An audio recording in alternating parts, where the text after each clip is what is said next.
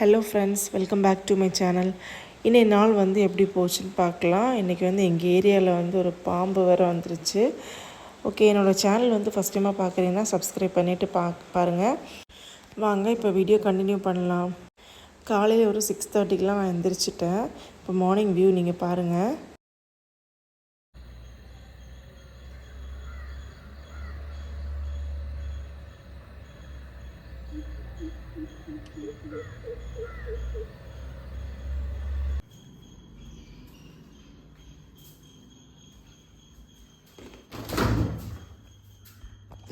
ஃப்ரிட்ஜிலேருந்து மாவு எடுத்து நான் வெளியே வச்சுட்டேன்.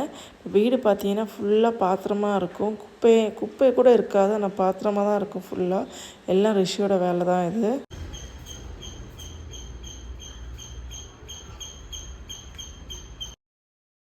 மத்தியானத்துக்கு அப்புறம் வந்து நல்லா மழையாக இருக்குது. வெளியில் வந்து பெருக்கவே முடியல.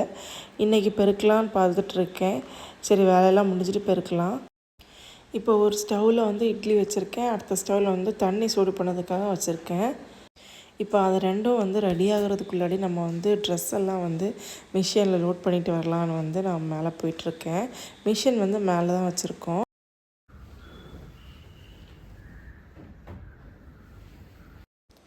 தாளிக்கிறதுக்கு வந்து கருவேப்பிலை வந்து காலியாகிடுச்சு. ஸோ அது எடுக்கிறதுக்காக தான் நான் மேலே வந்தேன். அப்படியே ட்ரெஸ்ஸும் எடுத்துகிட்டு வந்தேன் வாஷ் பண்ணுறதுக்கு. ட்ரெஸ் எல்லாம் வந்து மிஷினில் போட்டுட்டேன். நான் இப்போ வந்து கருவேப்பிலை பறிச்சிட்ருக்கேன். கருவேப்பிலை வந்து எங்கள் வீட்டிலே மேலே நிற்கிது, அப்புறம் எங்கள் தோட்டத்துலேயே நிற்கிது. பறித்து வந்து ஸ்டோர் பண்ணுறது இல்லை, தேவைக்கு வந்து எடுத்துப்போம் அடிக்கடி.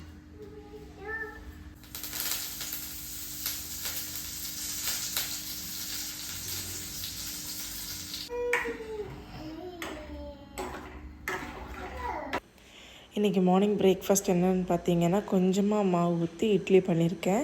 அப்புறம் வந்து சட்னி தான் அரைச்சேன். மிளகாய் போட்டு சட்னி அரைச்சேன், பச்சை மிளகாய் போட்டு. அப்புறம் ரிஷிக்காக வந்து ஒரு ப்ரோட்டீன் எக்கு கொடுத்துருக்கேன்.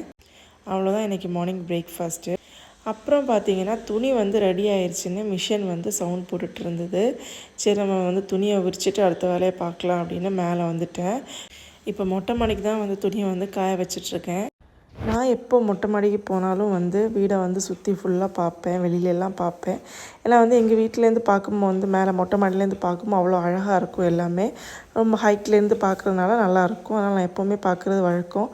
அப்படி வந்து நான் வந்து வெளியே வந்து பார்த்தப்போ வந்து ஒரு பாம்பு வந்து மதில் வழியாக வந்து ஏற பார்க்குது, ஏற முடியல. அதனால் அதிலே வந்து உட்காந்துருக்கு அந்த சைடில். எனக்கு வந்து பயம். ஏன்னா வந்து ரோடு க்ராஸ் பண்ணி எங்கள் வீட்டுக்குள்ளாடி வந்துடக்கூடாது அப்படின்னு நான் வந்து ஹஸ்பண்டை வந்து மேலேருந்து கூப்பிட்டுட்டே இருக்கேன். அவங்களும் வந்து டக்குன்னு பார்த்து சவுண்டு போட்டதும் வந்து அது வந்து ஒரு கேப் வழியாக வந்து உள்ளே போயிடுச்சு. அது காக்காவுக்கு வந்து சாப்பாடு வைக்க வந்தப்போ எனக்கே பயமாக இருந்துச்சு. அது அந்த சைடில் ஏதாவது இருக்குதா அப்படின்னு. இந்த மாதிரி ஹோல் இருக்குது பார்த்தீங்களா, கீழே தண்ணி போகிறதுக்காக. எல்லா வீட்லேயுமே இந்த மாதிரி ஹோல் இருக்கும். இதே மாதிரி ஒரு ஹோலில் தான் அது போச்சுன்னு நினைக்கிறேன். எனக்கும் பயம், இந்த மாதிரி ஹோலில் வந்து ஏறி உள்ளே வந்துடுமா அப்படின்னு. ஏன்னா மதிலில் வந்து ஏறாது அது. எங்கள் ஏரியாவில் வந்து இந்த பாம்பு, சேரை இதெல்லாம் வர்றது வந்து சகஜம். ஏன்னா வந்து எங்கள் ஏரியாவில் வந்து இப்போ எங்கள் வீட்டுக்கு அந்த பக்கம் இந்த பக்கம் 2 சைட்லேயும் வந்து ஃபுல்லாக வந்து காடு மாதிரி தான் இருக்குது. ஃப்ரண்ட்லேயும் பேக்லேயும் வீடு இருக்குது. முன்னாடி வந்து ஃப்ரண்டில் மட்டும் தான் வீடு இருந்துச்சு, இப்போ பேக்லேயே வீடு வந்துட்டு. ஆனால் 2 சைட்லேயும் வந்து ஃபுல்லாக காடு. ஸோ அதில் வந்து நிறைய குட்டி போடுறது, நிறைய வருது. ஸோ அதனால் வந்து எனக்கு ரொம்ப பயம். நான் வந்து இங்கே வந்து ஒரு 15 வருஷம் தான் இருக்கும். அந்த 15 வருஷம் நான் வந்து பயப்படுற ஒரே விஷயம் இந்த பாம்பு தான். ஏன்னா வந்து நிறைய வரும், அடிக்கடி வந்துக்கிட்டே இருக்கும். ஸோ சிலிண்டர் வச்சு யூஸ் பண்ணுறவங்க வந்து கொஞ்சம் பார்த்து யூஸ் பண்ணுங்கள். ரீசெண்டாக என்னோடய வ்ளாகில் கூட நான் சொல்லியிருந்தேன், கேஸ் சிலிண்டருக்குள்ளாடி வந்து பாம்பு இருந்துச்சு. அது எங்கள் வீட்டில் ஒரு மாதம்தான் வரும்.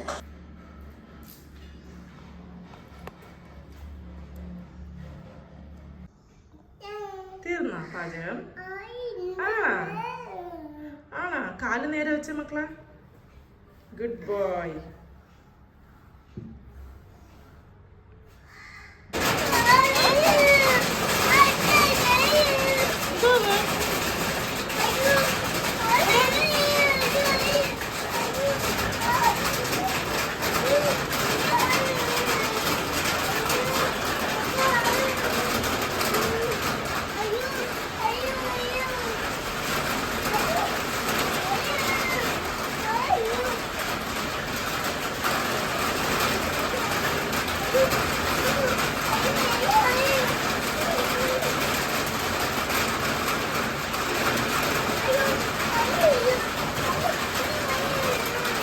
நான் குளிச்சுட்டு வெளியே வந்து பார்த்ததும் பெரிய மழையாக வந்துருச்சு.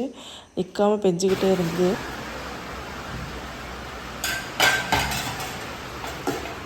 கொஞ்சம் ட்ரெஸ் எல்லாம் மடித்து வைக்க வேண்டியது இருந்துச்சு. ஒன்றுலேருந்து இன்னொன்றில் மாற்ற வேண்டியது இருந்துச்சு. ஸோ அந்த வேலைகள்லாம் பார்த்துக்கிட்டே இருந்தேன். எங்கள் வீட்டில் எது நிறைய இருக்குதுன்னு பார்த்தீங்கன்னா, பீரோ தான் நிறைய இருக்கும். மரம், அப்புறம் இரும்பில் இருக்கிறது, செவரில் இருக்கிறது, அப்படி பீரோ தான் நிறைய இருக்கும். அலுமினியத்தில் கூட பீரோ இருக்குது. ஸோ அதனால் இந்த ஒரு பீரோ நாங்கள் மேலே ஷிஃப்ட் பண்ண போகிறோம். டாப்பில் ஷிஃப்ட் பண்ண போகிறோம். ஸோ அதனால் எல்லா ட்ரெஸ்ஸும் நான் இன்னொன்றில் எடுத்து வச்சிட்ருக்கேன். இந்த அலமாரி கொஞ்சம் பழசு, லெஃப்ட் சைடில் இருக்கிறது கொஞ்சம் புதுசு. ஸோ அதெல்லாம் சேஞ்ச் பண்ணிகிட்ருக்கேன்.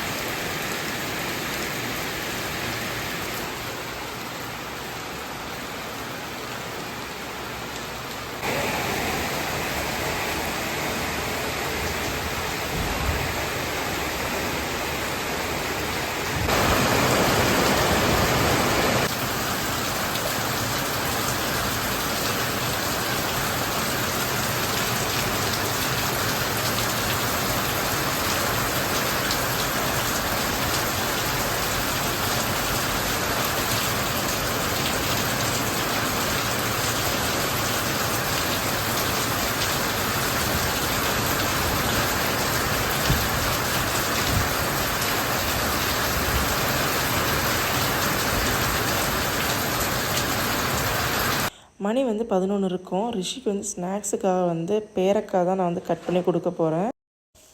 சின்ன உள்ளி, பூண்டு இதெல்லாம் தோல் எடுத்துகிட்ருக்கேன். எதுக்காகன்னு பார்த்தீங்கன்னா, இன்றைக்கி சிம்பிளாக தான் சமைக்க போகிறேன். கஞ்சி தான் வைக்க போகிறேன். ஏன்னா நிறைய வேலைகள்லாம் இருந்துச்சு. ஸோ அதனால் சமைச்சா லேட் ஆகிரும். அதனால் கஞ்சியே வச்சிடலாம் அப்படின்னு வச்சிட்ருக்கேன். வீட்டில் கஞ்சி வச்சோம்னா சைடிஷ் நிறைய தேவைப்படாது. ஏன்னா ஏதாச்சும் ஒன்று போதும். சம்மந்தியோ அச்சாரோ அப்படி ஏதாவது போதும். இன்றைக்கி நான் சம்மந்தியும் பண்ணி, அப்புறம் நேத்திக்கு பறித்த சக்கை கொஞ்சம் இருக்குது. ஸோ அதை அவியல் பண்ணிடணும். எல்லா வேலையும் முடிஞ்சிருச்சு. ஸோ நான் வீடெல்லாம் ஃபஸ்ட்டு பெருக்கி விட்டுறலாம் அப்படின்னு பெருக்க ஸ்டார்ட் பண்ணேன். அப்புறம் ரூமெல்லாம் கொஞ்சம் ஒட்டரை அடித்து க்ளீன் பண்ணுற வேலையெல்லாம் இருந்துச்சு. நான் கஞ்சி எப்படி பண்ணுவேன்னு பார்த்தீங்கன்னா பயறு போட்டு பண்ணுவேன். நான் பயறு இன்றைக்கி காலி ஆயிடுச்சு. சீரகம், குருமிளகு, அப்புறம் வெந்தயம், சின்ன உள்ளி, பூண்டு இதெல்லாம் போட்டு தான் நான் கஞ்சி பண்ணுறேன். மணி 1:30 ஆயிடுச்சு. இன்றைக்கி சமையல் ரெடி ஆயிடுச்சு. சிம்பிளான சமையல் தான். கஞ்சி தான் பண்ணியிருக்கேன். அப்புறம் சக்கை அவியல், அப்புறம் சம்மந்தி. இதுதான் மத்தியானம் ஸ்பெஷல். ரிஷி இன்னைக்கு மக்களா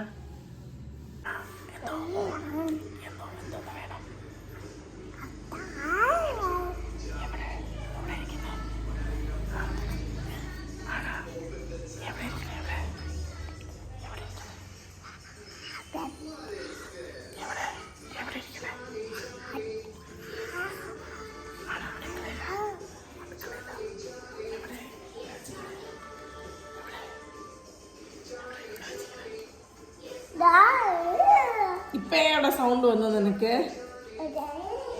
கழுத்தில் சார்ஜர் போட்டுட்டு அதை ஸ்டெத்தஸ்கோப் மாதிரி யூஸ் பண்ணி எண்ணெயும் சரி, அந்த பொம்மையும் சரி, நெஞ்சில் பேக்கிலலாம் வச்சு பார்த்துக்கிட்டே இருக்கான். பேபிஸோட க்ரோத் சேஞ்ச் ஆகிறது எனக்கு இப்போ தெரியுது. இப்போ நம்மளை பார்த்தும் சரி, அடுத்தவங்கள பார்த்தும் சரி, ஆக்ஷன்ஸ் பண்ணுறது, அப்புறம் காப்பி பண்ணுறது இதெல்லாம் முன்னை விட இப்போ அவன் கொஞ்சம் க்ரோத் தெரியுது எனக்கு. நான் ரிஷிக்கு நிறைய விஷயங்கள் சொல்லிக் கொடுக்குறேன். அப்படின்னா இப்போ ஏதாவது ப்ரஷ் பண்ணாலும் சரி, அப்படி பண்ணணும், இப்படி பண்ணணும் அப்படின்லாம் சொல்லிக் கொடுப்பேன். புதுசாக அவனே பண்ண தொடங்குறான். அவனே ஆக்ஷன்ஸில் என்னெல்லாமோ பண்ணுறான். நைட்டு தூங்குறதுக்காக பெட்ஷீட்லாம் ரெடி பண்ணிட்டேன். அவ்வளோதான் ஃப்ரெண்ட்ஸ். இந்த டே எனக்கு இப்படி தான் போச்சு. இந்த டே உங்களுக்கு பிடிச்சிருந்துன்னா லைக் பண்ணுங்கள், கமெண்ட் பண்ணுங்கள், சப்ஸ்கிரைப் பண்ணுங்கள். சப்ஸ்கிரைப் பண்ணிவிட்டு வீடியோ பாருங்கள். சேனலுக்கு சப்போர்ட் பண்ணுங்கள். தொடர்ந்து வீடியோஸ் போட்டுட்ருக்கேன். டெய்லி மார்னிங் 11 o'clock வீடியோஸ் வந்துட்டுருக்குது. மிஸ் பண்ணாமல் பாருங்கள். நெக்ஸ்ட் வீடியோவில் பார்க்கலாம். Bye friends.